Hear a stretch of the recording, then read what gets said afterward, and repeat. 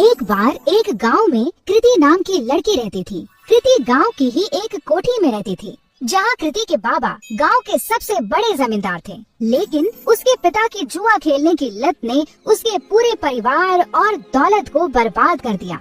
कृति के परिवार में कोई नहीं था। असल में कृति के पापा ने एक बार जुआ खेलते समय अपना सब कुछ दांव पर लगा दिया और वो हार गए। जुए में हारने पर दौलत तो गई ही गई, साथ ही साथ कृति की माँ ने भी तंग आकर जहर खा लिया। कृति की माँ के बाद उसके पिता भी ज्यादा दिन नहीं जिए और ज्यादा शराब पीने से उनका लिवर फेल हो गया और उनकी मौत हो गई। अपने पिता की इस जुए की आदत का सबसे बड़ा शिकार बनी अनाथ कृति। उस बेचारी का क्या दोष था? अब ना ही उसका कोई ख्याल रखने वाला था और ना कोई रोटी देने वाला। पेट पालने के लिए मजबूरन कृति गांव के घरों में झाड़ू पोछा करती। कृति का ये सब करने का बिल्कुल भी मन नहीं करता, क्योंकि जिस घर में वो काम करती थी उसका मालिक उसे बुरी नजरों से देखता था। लेकिन 2 वक्त की रोटी के लिए कृति ये सब भी झेल लेती थी। कृति रोज सुबह सुबह गांव के मंदिर में जाती और अपनी दर्द भरी कहानी भगवान को सुनाती। हे ईश्वर, किस जन्म का तू मुझसे बदला ले रहा है? क्योंकि इस जन्म में तो मैंने किसी का भी बुरा नहीं किया।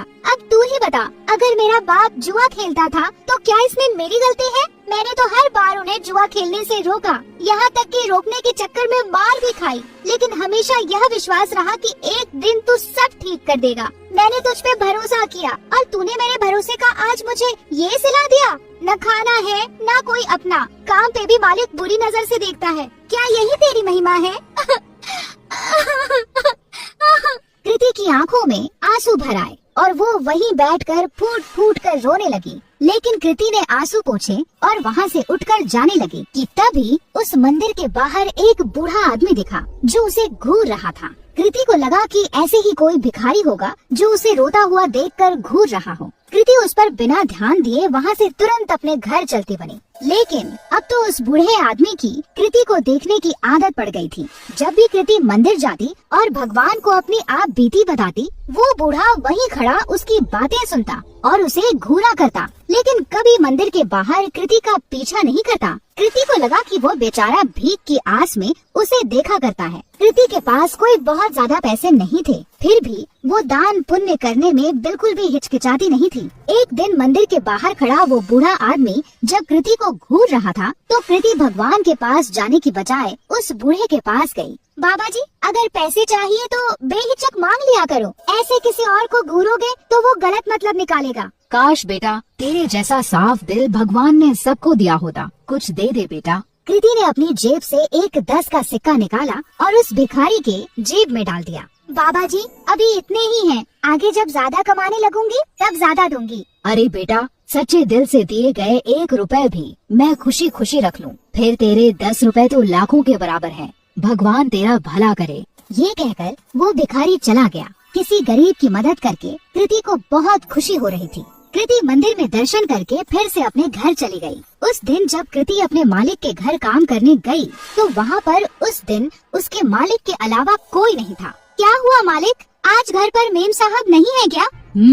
मेम साहब वो तो आज अपने मायके गई हुई हैं। वैसे उनके बारे में क्या पूछ रही हो? भला तुम्हारे और मेरे बीच में उनकी क्या जरूरत? अपने मालिक से ये सुनकर कृति कुछ सहम सी गई।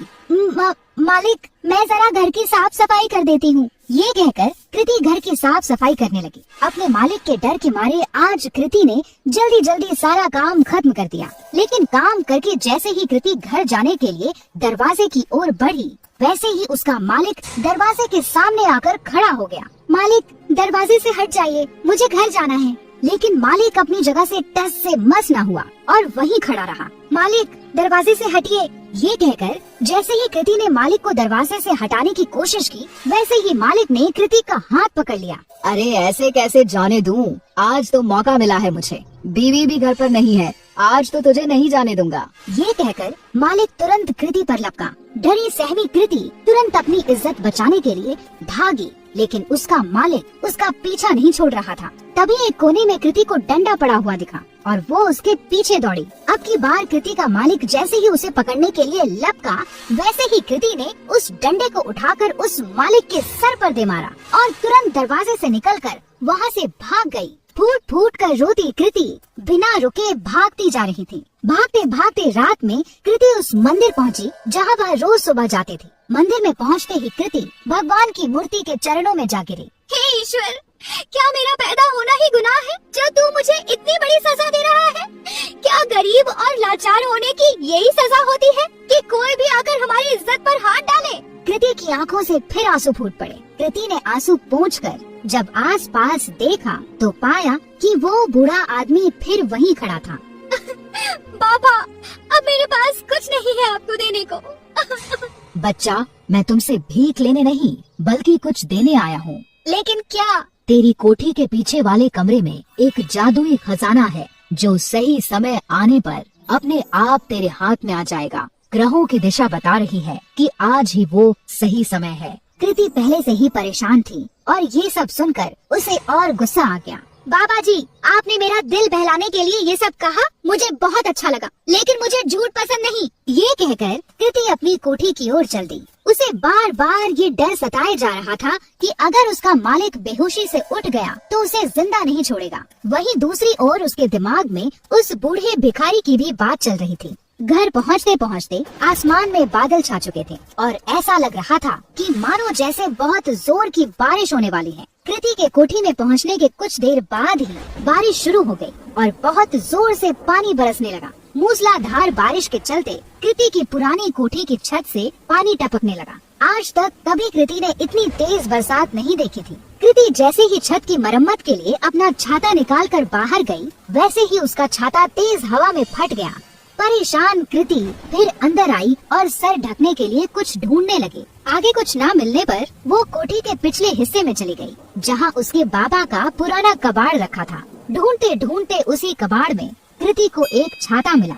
चलो इसी से काम चलाया जाए, ये कहकर कृति मरम्मत का सामान लेकर जैसे ही बारिश में बाहर निकली, बारिश की बूंदें पड़ते ही उस छाते से सोने के सिक्कों की बरसात होने लगी। कृति को ये सब देखकर अपनी आंखों पर विश्वास नहीं हुआ कि उस बूढ़े भिखारी की बात सच निकली। कृति उन सिक्कों को समेटकर अंदर कमरे में आ गई और उसने उन्हें गौर से देखा तो उन्हें सोने का पाया। खुशी से पागल कृति की आंखों में आंसू आ गए। अब मुझे अपने मालिक के जैसे गंदे लोगों के लिए काम करने की जरूरत नहीं। कृति ने उसी रात अपना सामान बांधा और इस गांव को छोड़कर उस छाते के साथ निकल गई। एक दूर बड़े शहर में जाकर उन सोने के सिक्कों को बेचकर कृति को खूब पैसे मिले, जिससे उसने एक घर, एक गाड़ी और अपनी सारी ख्वाहिशें पूरी कर ली।